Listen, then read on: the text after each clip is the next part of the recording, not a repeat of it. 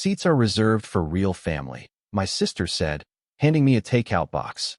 I ate alone in the hallway while they toasted my nephew's promotion. Then the $2,800 bill came, and the waiter proceeded straight to me. I smiled and said, "I don't pay for strangers." I, 34M, never expected my nephew's promotion dinner to become the moment everything changed between my family and me. But sometimes life forces your hand in ways you never see coming. The text came from my sister on a Thursday afternoon while I was finishing up at work. She told me that my nephew had landed a senior position at his consulting firm and wanted to celebrate with a family dinner at Romano's, one of those upscale Italian places downtown. She mentioned it would be nice to have everyone there and asked if I could make it Saturday evening. I responded immediately that I'd be there, genuinely excited for my nephew. Despite everything that had happened over the years, I still cared about him. He was a good kid who'd worked hard for this opportunity. What my sister didn't mention in that initial text was the seating arrangement she had already planned in her head. I arrived at Romano's 15 minutes early, wearing my best suit and carrying a congratulatory card with a generous check inside. The hostess led me to a large round table in the back corner where my sister was already seated with her husband, my parents, and my nephew and his girlfriend. The table had 8 chairs, and I could see place cards at each setting. My sister looked up as I approached, and something in her expression immediately put me on edge. She stood up with a forced smile and walked toward me before I could reach the table. She told me there had been a slight change in plans. Apparently, my nephew's girlfriend's parents had decided to join them at the last minute, and space was tight. She handed me a white takeout container and explained that they had ordered my usual, the chicken parmigiana, and suggested I might be more comfortable eating in the hallway where there were some chairs by the window. I stared at the takeout box in my hands, processing what had just happened. She continued explaining that the seats were reserved for real family, and since this was such an important milestone for my nephew, they wanted to keep it intimate. The words hit me like a physical blow. Real family. After 34 years of being her brother, after all the times I'd helped her through difficult periods, after contributing to family events and celebrations for decades, I was apparently not real family. I asked her what she meant by real family, and she waved her hand dismissively. She said I knew what she meant. People who were actually committed to the family, who showed up consistently, who contributed meaningfully to their lives. She mentioned that I'd missed my nephew's college graduation party 3 years ago because of a work conference, as if that single absence somehow invalidated everything else. The irony was crushing. I had missed that graduation party because I'd been in Chicago finalizing a deal that would allow me to give my nephew a substantial graduation gift. The same nephew who was now sitting at that table, pointedly not making eye contact with me while his mother banished me to eat alone in the hallway like some unwanted relative. I looked past my sister to the table where my parents sat. My mother was studying her napkin intently, while my father was engaged in animated conversation with my nephew's girlfriend's father. Neither of them had objected to this arrangement. Neither of them had suggested that maybe, just maybe, there was something wrong with making one of their children eat alone in the hallway during a family celebration. My nephew finally looked up, and I caught his eye. He shrugged slightly and gave me an apologetic look, but he didn't say anything. He didn't stand up for me. He didn't suggest that maybe they could find another solution or move to a larger table. He just sat there and let his mother treat his uncle like an inconvenience. I told my sister I understood perfectly and walked toward the hallway. Behind me, I heard the conversation at the table resume as if nothing had happened. Someone mentioned the wine list, and there was laughter about something my nephew's girlfriend's mother had said. The hallway had several high-top chairs positioned near floor-to-ceiling windows that looked out onto the busy street. I chose one that gave me a view of both the street and the restaurant's main dining area. I opened the takeout container and began eating my chicken parmigiana with the plastic fork they'd provided. From my position, I could see my family's table clearly. They had ordered appetizers, the calamari and bruschetta that I'd been looking forward to trying. Wine glasses were filled and refilled. My nephew stood up at one point and made what appeared to be a speech, gesturing with his hands while everyone laughed and applauded. I ate my lukewarm chicken parmigiana and watched my real family celebrate without me. But as I sat there, something shifted inside me. The hurt began transforming into something else, a cold, calculating anger that I'd never felt before toward my family. I started thinking about patterns, about all the times over the years when I'd been treated as secondary, as optional, as someone whose feelings didn't really matter. There was the Christmas 2 years ago when they'd changed the gift exchange time without telling me, and I'd arrived to find everyone already finished, my gifts sitting unopened on a side table. There was my birthday last year when my sister had scheduled my nephew's girlfriend's birthday party for the same day, and everyone had chosen to attend hers instead. There were countless smaller incidents, being left out of family photos, having my opinions dismissed during discussions, being the last to know about family news. I'd always told myself that these things were accidents, misunderstandings, or just the natural chaos of family life. But sitting in that hallway, watching them toast my nephew's success while I ate alone, I realized that there was a pattern. I realized that in their eyes, I had always been the dispensable one, the family member whose presence was nice but not necessary. The waiter, a young man with carefully styled hair and an expensive watch, periodically walked past my hallway spot. He nodded politely each time, probably wondering why someone in a suit was eating takeout in their hallway, but he was too professional to comment. About halfway through their meal, my nephew's girlfriend's mother stood up and walked in my direction. For a moment, I thought she might be coming to talk to me, perhaps to acknowledge the awkwardness of the situation or even invite me to join them. Instead, she walked past me to the restroom without making eye contact. When she returned a few minutes later, she did pause briefly. She told me that she hoped I was enjoying my meal and mentioned that the food at Romano's was always excellent. Then she asked if I was my nephew's uncle, and when I confirmed that I was, she said he'd spoken about me often and that it was nice to finally meet me. I thanked her and told her it was nice to meet her too. I didn't mention that this was how we were meeting because her presence had displaced me from the family table. She seemed like a genuinely nice woman who had no idea what kind of dynamic she'd walked into. After she returned to the table, I watched the group for a while longer. They ordered dessert, a large tiramisu that they shared, passing it around the table with multiple spoons. My sister took photos with her phone, capturing what would undoubtedly become the official family memory of this celebration. I finished my meal and sat quietly, thinking. The anger was still there, but it was controlled now, focused. I started formulating a plan. When the waiter finally approached the table with the check, I watched with interest. He placed the leather folder directly in front of my father, who opened it and whistled softly at the total. There was some discussion around the table about splitting the bill, but my sister shook her head and pointed in my direction. She told the waiter that her brother would be taking care of everything, gesturing toward me in the hallway. The waiter looked confused for a moment, but he nodded and walked over to where I was sitting. He presented me with the check folder and explained that the party had requested that I handle the payment. I opened it and saw the total, $2,847.83. It was a substantial amount, reflecting multiple courses, several bottles of wine, and the premium pricing that came with Romano's reputation. I looked at the itemized receipt more carefully. There were charges for dishes I'd never seen, wines I'd never tasted, and a 20% gratuity that had been automatically added for their party of 8. I had eaten a single entree from a takeout container while sitting alone in the hallway, but somehow I was expected to pay for the entire celebration. The waiter stood patiently while I reviewed the bill. He was clearly uncomfortable with the unusual situation, but was trying to remain professional. Finally, he asked if everything looked correct and whether I'd be paying by card or cash. I closed the folder and handed it back to him. I told him there had been a mistake. I wasn't paying for this meal. I explained that I wasn't actually part of the dinner party, that I'd eaten my own takeout meal separately, and that he'd need to return the check to the people who had actually enjoyed the food and service. The waiter looked even more confused now. He glanced back at the table where my family was sitting, clearly trying to understand what was happening. He asked me to clarify the situation, so I explained it simply.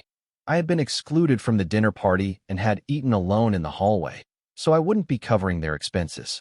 I added that I didn't pay for strangers, which was technically accurate since my sister had made it clear that I wasn't considered real family. The waiter returned to the table, and I watched the ensuing confusion from my position in the hallway. He spoke quietly with my father first, then with my sister. I could see gestures and pointing in my direction. My sister's face was turning red, and my father looked bewildered. My sister stood up and marched over to me. She demanded to know what I was doing and accused me of trying to embarrass the family. She said I was being petty and childish, and that I knew perfectly well that I was supposed to pay for family dinners. I remained calm and told her that she had made it very clear that I wasn't real family, and that real family members were the ones sitting at the table. I explained that since I wasn't real family, I saw no reason why I should pay for their meal. I suggested that the real family members could handle their own expenses. She started to argue, but I interrupted her. I told her that I understood my place in this family now, and I was simply acting accordingly. If I wasn't real family when it came to seating arrangements and inclusion, then I wasn't real family when it came to financial obligations either. My father appeared at my sister's shoulder, looking uncomfortable and trying to mediate. He suggested that there had been a misunderstanding and that of course I was family. He asked me to reconsider and help them out with the bill, mentioning that he hadn't brought enough cash and his credit card was close to its limit. I looked at my father, this man who had sat silently while his daughter banished his son to eat alone in a hallway, and felt nothing but disappointment. I told him that I appreciated his sudden recognition of my family status, but that ship had sailed when he'd allowed me to be excluded from the celebration. My nephew approached the group, looking mortified. He apologized and said he hadn't realized what his mother had planned. He offered to pay for the meal himself, but I could see the panic in his eyes when he said it. A consulting firm's salary was good, but not $2,800 good, especially for someone just starting out. I told my nephew that this wasn't his fault and that I wasn't angry with him. But I also explained that actions have consequences, and the family had made a choice about how to treat me. Now they were experiencing the natural consequences of that choice. The waiter was hovering nearby, clearly wanting resolution. Other diners were starting to notice the commotion, and I could see the restaurant manager approaching from across the room. My sister was now practically vibrating with fury. She accused me of ruining my nephew's celebration and being vindictive over a simple seating arrangement. She said I was acting like a spoiled child who couldn't handle not being the center of attention. I stood up from my chair and faced her directly. I told her that she was absolutely right. I was being vindictive. I explained that I had finally learned what she'd been teaching me for years, that I didn't really matter to this family. I thanked her for the lesson and told her that I'd be applying it consistently going forward. The manager arrived and asked if there was a problem. My sister immediately launched into an explanation about how I was refusing to pay for the meal, even though it had been arranged that I would cover it. The manager looked at me for my side of the story. I simply told him that there had been no such arrangement, that I had eaten my own separate meal, and that I was not responsible for the other party's expenses. I showed him my takeout container as evidence and explained that I had been seated separately from their dinner party. The manager was clearly experienced in handling difficult situations. He suggested that the party could settle their own bill and offered to work with them on a payment plan if needed. My sister started to object, but the manager was firm. The people who had ordered and consumed the food were responsible for paying for it. I wished my nephew congratulations on his promotion and told him I hoped he enjoyed his new position. I left the congratulatory card with him, though I had already decided to cancel the check inside. Then I walked toward the exit. Behind me, I could hear my sister frantically calling other family members, trying to figure out how to cover the bill. My parents were arguing in hushed tones, and my nephew was apologizing to his girlfriend's parents for the awkward situation. As I reached the door, I turned back for one final look at the scene. My family was huddled around their table, dealing with the consequences of their choice to exclude me. The real family members were figuring out how to handle their real family expenses. I walked out into the evening air feeling something I hadn't felt in years, free. Update 1. The fallout began almost immediately. By the time I got home, I had 17 missed calls and 43 text messages. My phone kept buzzing with notifications from various family members who had been contacted about the restaurant incident. My mother called first, her voice shaky with emotion. She told me that they had managed to scrape together enough money to cover the bill, but it had required my father to use his emergency credit card and my nephew to contribute his entire first paycheck from the new job. She said I had humiliated them in public and damaged my nephew's special day. I listened quietly while she spoke, noting how she framed the entire situation as my fault. There was no acknowledgement of how I'd been treated, no recognition that maybe excluding me from the table had been inappropriate. In her version of events, I had simply decided to be cruel for no reason. When she finished, I told her that I was sorry she felt I had ruined the evening.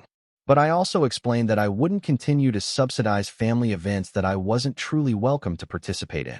I suggested that going forward, The family could plan celebrations that fit within their budget, rather than expecting me to cover expenses for events I was excluded from. My sister's messages were less diplomatic. She accused me of being a narcissist who couldn't handle not being the center of attention. She said I had always been jealous of her family and had used the first opportunity to hurt them. She demanded that I reimburse them for the meal and apologize to my nephew for ruining his celebration. I didn't respond to her messages. My nephew sent a separate text apologizing for the situation and asking if we could talk. He said he had tried to object when his mother suggested the seating arrangement, but she had insisted it was only practical given the space constraints. He offered to pay me back for all the family dinners I'd covered over the years, which was both touching and impossible. There had been dozens of them. I called him back that evening. During our conversation, he admitted that he had always felt uncomfortable with how the family treated me, but he had never known how to address it. He said his mother had a way of making her preferences seem like natural, obvious choices that everyone should go along with. I told him that I didn't blame him for the situation, but that I needed him to understand something important. I was done being the family's financial backup plan while being treated like an optional participant. I explained that if he wanted a relationship with me going forward, it would need to be separate from these family dynamics. He said he understood and asked if I would still be willing to have a private celebration for his promotion, just the two of us. I agreed, and we made plans to meet for lunch the following weekend. The next few days were quiet. No one called or texted. I began to think that maybe the family had decided to cut contact with me, which honestly felt like a relief. But then my father showed up at my apartment on Thursday evening. He looked exhausted and older than I'd ever seen him. He asked if we could talk, and I invited him in. We sat in my living room while he struggled to find the right words. Finally, he admitted that he had handled the situation poorly. He said he should have spoken up when my sister suggested the seating arrangement, but he had wanted to avoid conflict on what was supposed to be a happy occasion. He acknowledged that I had been treated unfairly and asked if there was a way to fix things. I told him I appreciated his acknowledgement, but that this wasn't just about one dinner. I explained that I had been feeling excluded and undervalued by the family for years, and that the restaurant incident had simply been the final straw. He asked what he could do to make things right. I told him that I needed the family to genuinely recognize that I was either a full member or I wasn't. I couldn't continue to be treated as dispensable when it came to inclusion, but essential when it came to financial contributions. My father nodded and said he would talk to my sister. He asked if I would consider coming to Sunday dinner this week to discuss things with the family. I agreed, but only if certain conditions were met. I wanted a genuine acknowledgement of what had happened, and I wanted a clear understanding of what my role in the family actually was going forward. Update 2. Sunday dinner was unlike any family gathering I'd ever attended. Everyone was there: my parents, my sister and her husband, my nephew, and even his girlfriend. The atmosphere was tense from the moment I walked in. My sister had clearly been coached by my father because she began with what sounded like a rehearsed apology. She said she was sorry that I had felt excluded at the restaurant and that it hadn't been her intention to hurt my feelings. She explained that she had only been trying to accommodate unexpected guests and had thought I would understand. I listened to her carefully worded non-apology and realized that she still didn't truly understand what she had done wrong. She was sorry that I had felt bad, but she wasn't acknowledging that her actions had actually been inappropriate. I told her that I appreciated her apology, but that I needed her to understand the difference between feeling excluded and being explicitly excluded. I explained that telling someone they can't sit with the family because seats are reserved for real family wasn't a misunderstanding. It was a deliberate choice to treat them as lesser.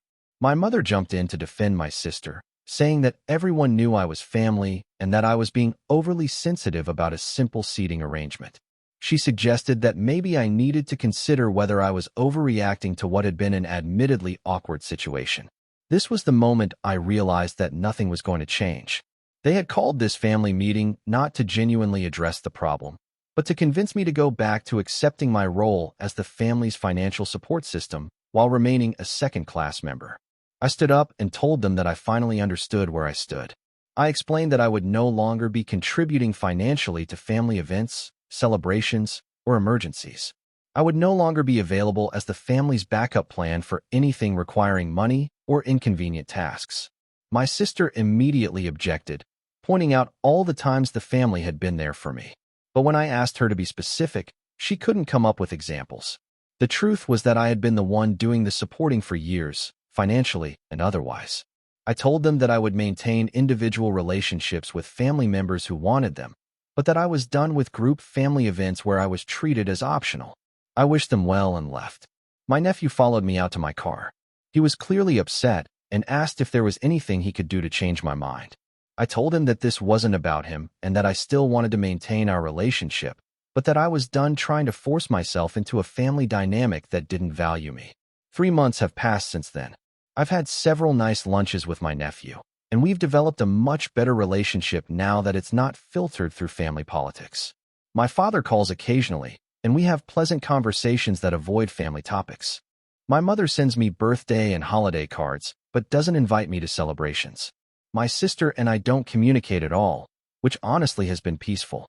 Last week, my nephew told me that my sister had been complaining to anyone who would listen about how expensive family events had become now that I wasn't contributing. Apparently, they had to significantly scale back my mother's birthday celebration because the costs were too high when split among fewer people. He also mentioned that some extended family members had started asking questions about why I was never at family gatherings anymore. When my sister tried to explain that I had chosen to distance myself over a minor disagreement, other relatives began pressing for details. The story of the restaurant incident had gotten out, and not everyone was sympathetic to my sister's version of events. I don't take any satisfaction in their financial struggles or social awkwardness, but I also don't feel guilty about maintaining my boundaries. I've learned that family relationships, like any other relationships, need to be based on mutual respect and genuine care. For the first time in years, I'm not anxiously waiting for the next family crisis that will require my financial intervention. I'm not dreading holiday gatherings where I'll be treated as an afterthought. I'm not subsidizing celebrations that I'm barely welcome to attend. Instead, I'm building relationships with people who actually value my presence, not just my wallet. And I'm finally understanding what it means to be treated as real family, even if I had to find that family outside of my biological relatives. The $2,847.83 bill was expensive, but it was worth every penny for the clarity it provided about where I truly stood with these people. Sometimes the most expensive lessons are the most valuable ones.